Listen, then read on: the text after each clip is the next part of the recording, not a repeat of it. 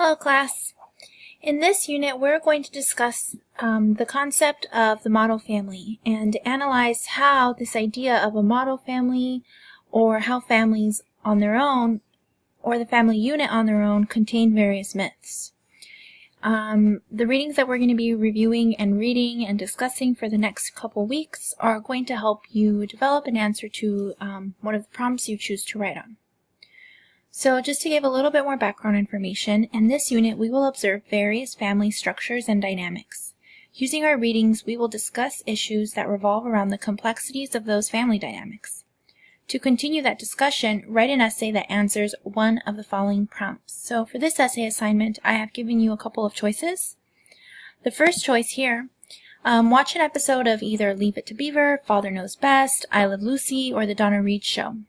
Write an essay analyzing the extent of which the episode reveals both positive and negative aspects of the 1950s that Stephanie Coontz discusses in What We Really Miss About the 1950s. For example, you can discuss the authoritarian father figure, limited roles for women or wives, economic prosperity, a sense of secure community, disregard for minorities. It's really your choice to discuss something. It's really your choice to figure out what you want to discuss. But just make sure that this idea is succinct throughout the essay. The other option that you have is keeping in mind the issues that we're going to discuss throughout the semester. Write an essay analyzing the portrayal of family in a single contemporary novel or film. So as long as the film or novel is within the last 15 years, you're free to use it. I've provided a couple of examples here that you might find interesting. One of those is Pleasantville, The Glass Castle, Wonder, Roma, and Short Turn 12. Make sure that if you do choose, or make sure that whatever film or novel you choose to use for this specific prompt is readily available to you. The requirements for the essay. So in order to receive at least a C, you must analyze the portrayal of a family unit in a contemporary film, novel, or episode. Clearly introduce and summarize the works being discussed. Remember that you're the only person who's viewed this episode, read the novel, watched the film. I'm not familiar with it. Your classmates are not going to be familiar with it, most likely. So make sure that you clearly provide a summary. Make sure that you provide a clear summary. Also, make sure that you discuss the purpose, audience, and tone, or that you present a purpose, audience, and tone throughout the paper, meaning that the ideas are clear, that you know who you're talking to, and that the manner in which you present the paper is academically correct. You are also going to use at least 4 frame quotes, so these are going to come directly from whatever source you use. You have to have a clear intro, body, conclusion, and the minimum is 900 words, while the maximum is 1200. And again, you have to present clear academic language with few to no grammatical errors. It should follow the MLA style guide, and for this essay, you do have to provide a works cited page. As far as the grading rubric goes, I will be grading your essays in 5 categories, so critical thinking, structure, sentence fluency, MLA, grammar and punctuation, and peer review. So please make sure you look at the grading rubric. You will be using this grading rubric when you conduct peer reviews, so you should be fairly familiar with it by the time you submit your paper. But just remember that I am looking for these specific things, so make sure that when you're revising, when you're writing, that you're constantly looking at the rubric. Let's look at the prompts a little bit more closely.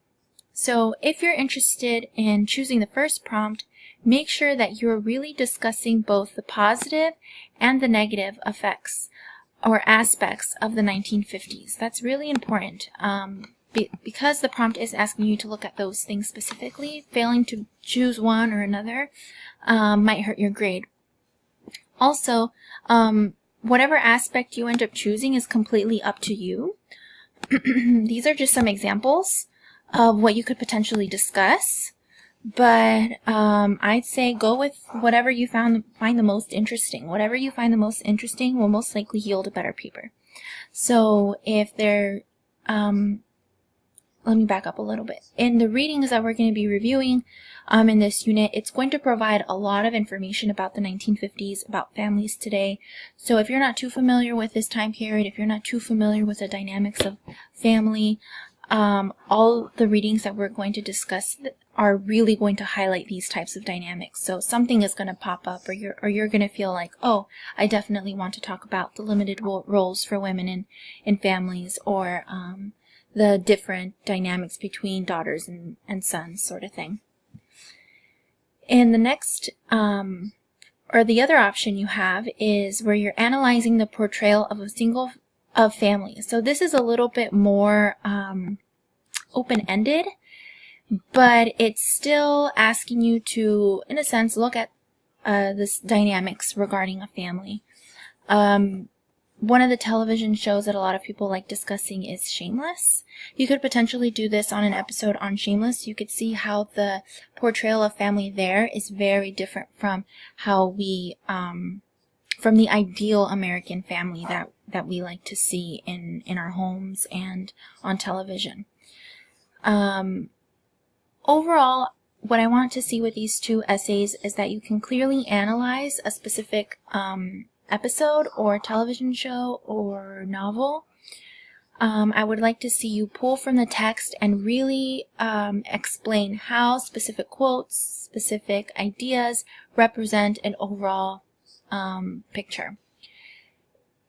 We will be practicing analyzing quotes. We will be practicing understanding the purpose of an article. We will also be discussing how to assess our audience, how to write for our audience in the next coming modules. So don't feel like you have to figure it out all on your own. We're going to be practicing this in the next few weeks. If you have any questions, please post on the course questions discussion board or email me directly.